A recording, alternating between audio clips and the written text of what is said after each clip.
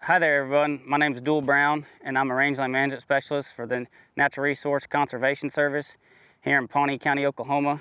And we wanted to make this video because we haven't been able to get out and see folks and talk to folks as much as we'd like with all the virus stuff happening. And so we wanted to make a video of some things that we've talked to folks through the phone or emails, or folks that we have been able to talk to about some issues and ideas that people are talking about and going through right now. When we're talking pasture or grazing scenarios. And so today we're out here at some land of the Pawnee County Conservation Districts, and I just want to give you guys a little bit of history on this piece of property and kind of what our management goals are for this place, and some things that we plan to do this summer in terms of grazing management and putting cattle on this place, and just kind of where we want to get this, where we want to see this place go throughout the next few years. So this place is just a small pasture here outside of Pawnee, the town of Pawnee, and the Conservation District has owned this piece of property for a while. Historically, it was farmed way, talking 30, 40 years ago. Since then, that time, it was planted to Bermuda grass and was used to dig sprigs to sell to plant other farms to Bermuda grass. It hasn't probably been dug sprigs for probably 20 years or so, and since then has been grazed on and off, and here most recently been used to produce hay. There has not, and from my knowledge, has not been a lot of any herbicides or added fertility out here in the last few years. And so what's out here is kind of out here. It's just what has been able to grow with the weather conditions that it's been given and the management that's been placed on it. So it's got a little bit of mix of everything out here. There is still a decent amount of the Bermuda base from back when they used to dig sprigs on here. Lots of Johnson grass. The recent management of baling this pasture, the Johnson grass has increased. And so that's one of the goals of the conservation districts, is they want to reduce the amount of Johnson grass out here on this place. And so that's when we come up with the idea, we need to implement some grazing on this so that we can reduce the amount of Johnson grass. Johnson grass is a good grass when it comes to the value of grazing, but we don't like it to be the dominant forage out here.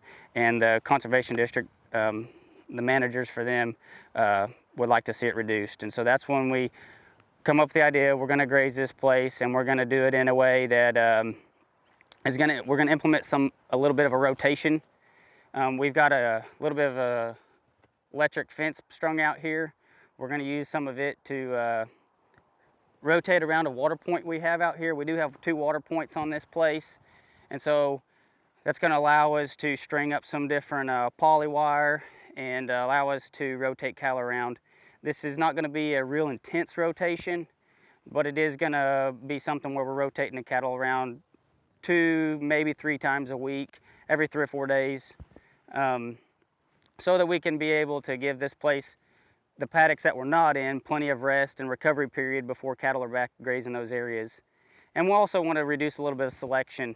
We do have a lot of species out here growing, grasses and forbs and other plants, weeds, that cattle are going to probably not want to graze as much, and so we are going to try to increase that density and maybe take away a little bit of selection from them. I don't know that we're going to get dense enough to eat the least desirable species out here, I guess, but I think we are going to be able to affect their selection a little bit.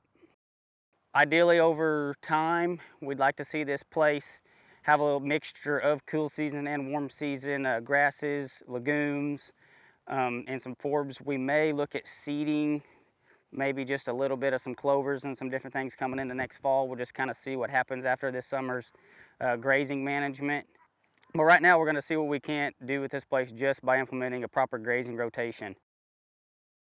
This property has a pretty good soil base on it.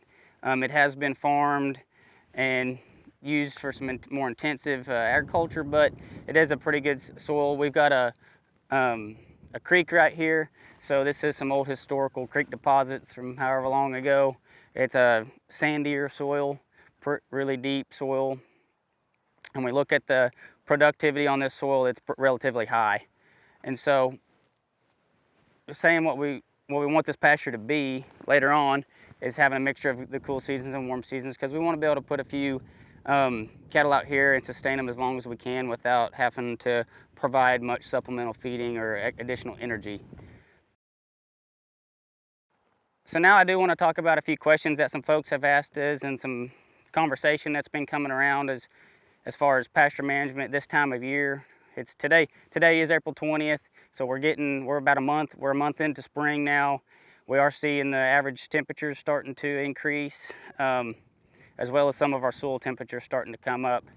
And with that being said, that's one thing that we want to watch is soil temperatures. That has a lot to do with when those warm season grasses are going to start to come on, when those cool season grasses are going to start to slow down. Yes, the outside ambient air temperature does have something to do with it, but soil temperature has a lot to do with it, especially as far as when things do start to grow and when they start to decline. And so when you're looking at your pasture, you want to know what kind of species you're looking at and what you're managing for. If you're managing for cool season grasses like tall fescue, or are you managing more of a native grass system or Bermuda grass system that's a warm season grasses. This time of year, like I said, it's April 20th. The warm season grasses have just not started really to kick up yet. You may see a little bit of Johnson grass, which is a warm season grass, starting to come up. But I checked the soil temperatures today, and most of our soil temperatures around north central, northeast Oklahoma here are still hanging in the high 50s.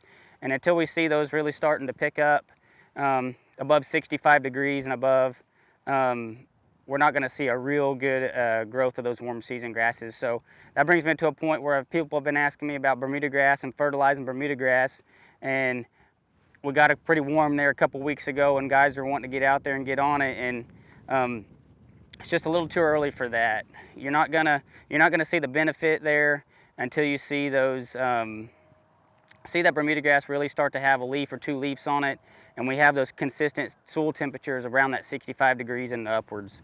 So wait until you see some growth, you have some growth. You need a plant that's actively growing so that you can utilize that fertilizer that's being put down, and it's not running off in a big rainstorm or feeding other cool season undesirable plants that are already growing.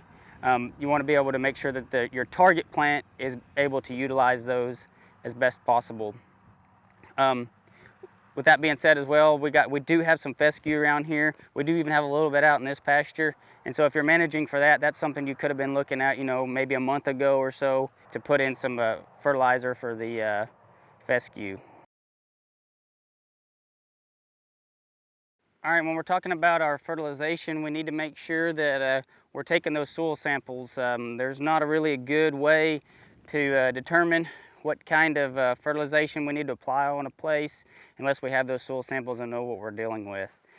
We don't want to over apply. We also don't want to under apply if we're looking for specific yield goals.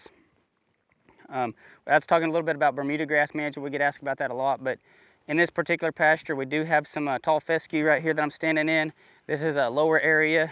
It does retains the moisture a little bit better, so it has tended to grow a little bit more fescue in it than some other parts of the pasture. Tall fescue is, some folks like it, some folks don't. It is a valuable grazing tool that we can utilize earlier in the spring and maybe at certain times during the fall. But if this is the species that we're targeting, we want to know what it looks like, and then when is it a good time to turn in on tall fescue to begin grazing it, and when to get off of it. And so this grass right here is at about the prime height to get in and turn in and start grazing.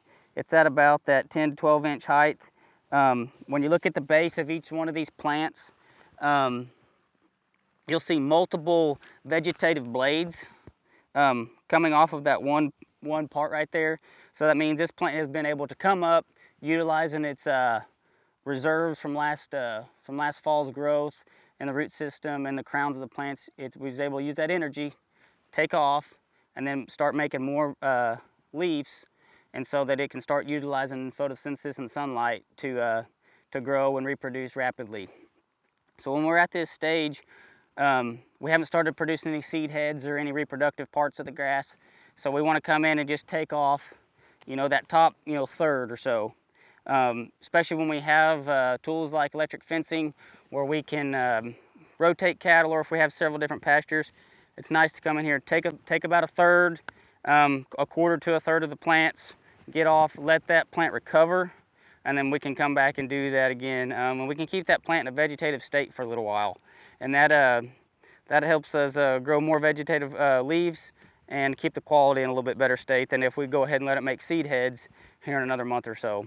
So just knowing what you have, knowing what it looks like, is going to be key. You don't know how to manage it if you don't know what you have.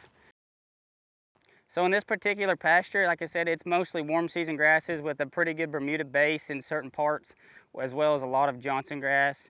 And so with our soil temperatures and not being quite up to that optimal growing temperature for warm season plants, we're kind of holding off a little bit before we turn cattle in here. We want to, when we turn those cattle in here, we want that those plants to have a good start, so that they're not just biting off the very tips and hurting those plants. We want them to have 2 or 3 leaves growing on them, and have see that Bermuda really starting to green up and spread.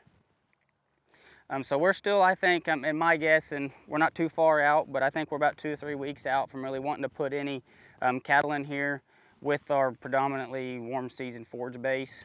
So we're watching it every few weeks. We've got some cattle that are going to be coming in here, but we just want to make sure that those cattle are having good nutrition, have plenty to eat, plenty of energy, and without having to search around and nip off the little tips of some of these different green grasses that are coming up. We want them to come in here and be able to get their daily nutritional needs without any additional supplements or additional energy feeds added to their diet. So we're just kind of holding off on that, and that's one thing to pay attention to is, like I said, if you got a predominantly warm season forage base, paying attention to when that starts to grow, and when it's grown enough that your cattle aren't going to come in, or your livestock, your sheep, your horses aren't going to come in there and be detrimental to the growth of those plants for the rest of the summer because they were bitten off a little too close and a little too early during the year. So here we have some good examples of some fescue that has been able to grow, put on. I just pulled it off, but put on, it's already on, it's made 2 leaves here, it's working on its 3rd one. So that's reached a point where it's been ready to graze for a few days now. It's been able to graze, and it's not going to hurt the potential regrowth over the next month until it produces seed. So especially grasses like this, bunch grasses, a lot of our native grasses, tall fescue. Bermuda's kind of a different outlier. It grows a little bit different than a lot of our other bunch style grasses. But on our native grasses, our fescues and things like that are sure enough stand upright and when they grow. We want to make sure that they have that 2 to 3 leaves on them before we implement cattle. And then always paying attention to how far we are grazing those down. You know, it takes grass to grow grass, and so the more leaves we have out here, the bigger our solar panel is, and the more energy and sunlight we can absorb to turn into more grass to put into a cow's mouth to put beef on her hoof.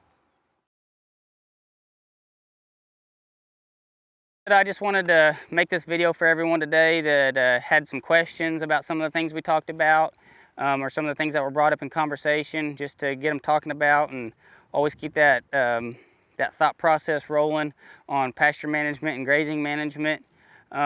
This is going to be kind of a trial that we're going to be doing starting this summer, and we'd like to try to maybe do a video once a month or every 6 or 7 weeks, and just kind of keep everyone updated. And try to pass on maybe some things that we've learned and things that we've noticed as this year goes on, and we see what the rainfall brings us and the weather brings us. And as always, if you guys have any questions, don't hesitate to contact your local NRCS office. We're here at Pawnee County office, 918-762-2736. Don't be afraid to holler at us. We like to get out and try to help folks come up with better ways to manage grass and manage cattle and just overall natural resources.